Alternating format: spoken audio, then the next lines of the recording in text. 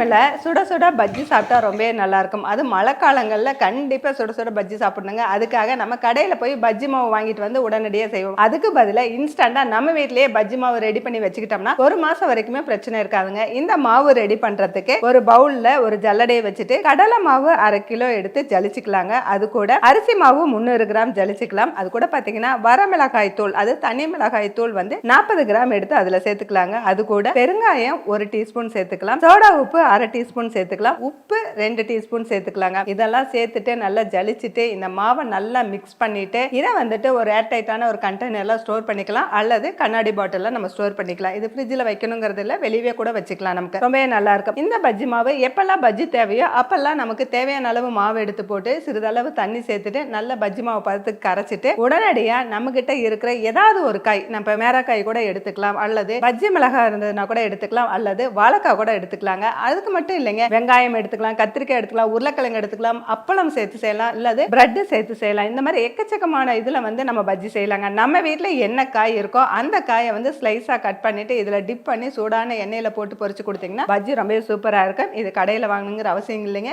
இந்த மாதிரி நீங்களும் வீட்டில் ட்ரை பண்ணி பார்த்துட்டு கீழே கமெண்ட் செக்ஷன்ல கமெண்ட் பண்ணுங்க.